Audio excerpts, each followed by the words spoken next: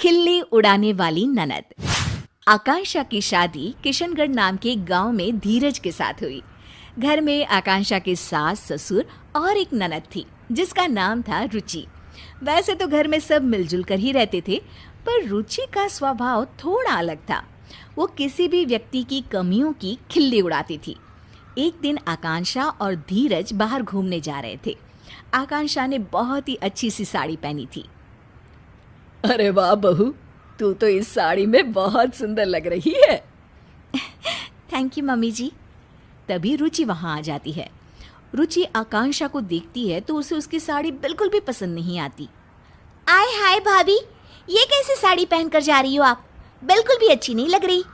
लाल साड़ी में एकदम टमाटर लग रही हो। आकांक्षा को रुचि की इस बात पर बहुत गुस्सा आता है। ए रुचि, तुम इस तरह से मेरी खिल्ली मत उड़ाओ, समझी? छोटी हो छोटी ही रहो। मैंने तो जो कहा सच ही कहा। जैसे कि ये जो झुमके पहने हैं ना, इतने भारी। ध्यान रखना भाभी, कहीं कान ही ना कट जाए।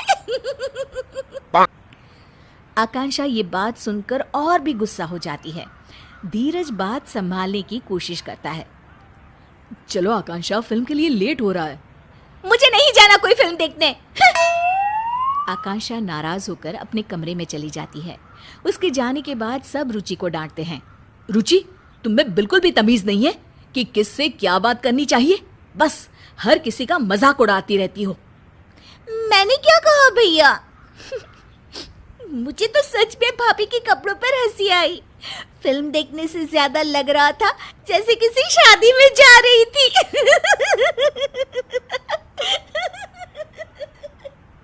रुचि हंसते हंसते अपने कमरे में चली जाती है। रुचि की इस आदत ने सबको बहुत परेशान कर रखा था।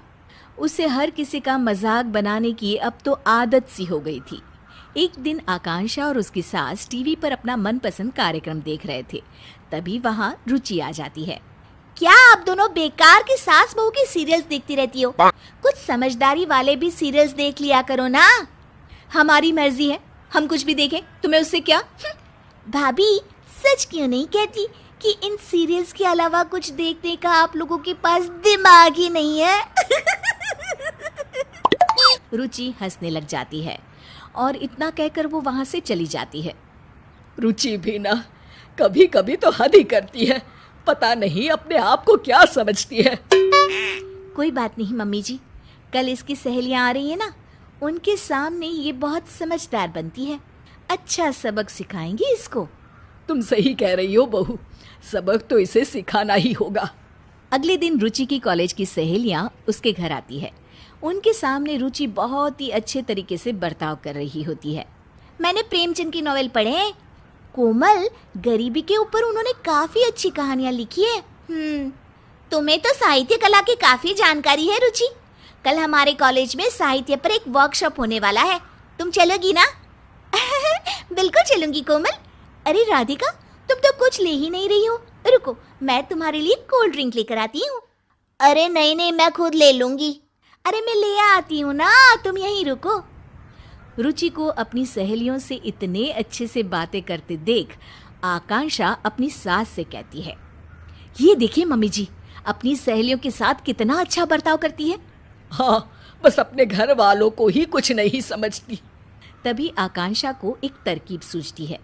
मुझे एक तरकीब सूझी है मम्मी जी, चलो इसको अभी सबक सिखाते हैं। अच्छा, चल चल बहू। आकांक्षा सबके लिए नाश्ता लगा रही होती है और जानबूझकर हर चीज को मिला देती है। कोल्ड ड्रिंक को कप में डाल देती है। तभी वहां रुचि आती है और रुचि खाने का ऐसा इंतजाम देखकर गुस्सा हो जाती है। अरे भाभी, आप भी ना एकदम गवार की गवार हो। कोल्ड ड्रिंक कप में कौन परोसता है? ओह, मैं अभी ठीक कर देती हूँ रुचि। और ये समोसे और चटनी एक साथ क्यों मिला दिया आपने? कितनी पढ़ाई की है आपने भाभी? रुचि की सहेलियां रुचि को ऐसे बातें करते देख दंग रह जाती है। अरे रुचि, ये क्या तरीका हुआ अपनी भाभी से बात करने का?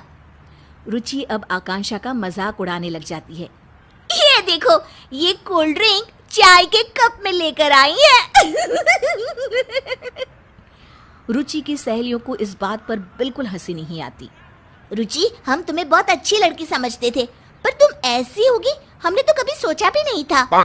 हाँ हाँ, बातें तो इतनी ज्ञानों वाली करती है और अपने बड़ों से कैसे बात करती है, इसमें तो तमीज ही नहीं है। हम तो चले भाई, और आज से तुम हमारे ग्रुप में भी नहीं रहोगी। पहले लोगों से बात करने का ढंग सीख लो, फिर कुछ और सीखना। अरे अरे, आप लोग तो सीरियस हो गए, मैं तो मजाक ही कर रही थी। हर किसी का मजाक उड़ाना अच्छी बात नहीं है रुचि। रुचि के दोस्त बिना कुछ खाए पिए वहां से चले जाते हैं और रुचि को अपने बुरे बर्ताव का परिणाम आज भुगतना पड़ता है।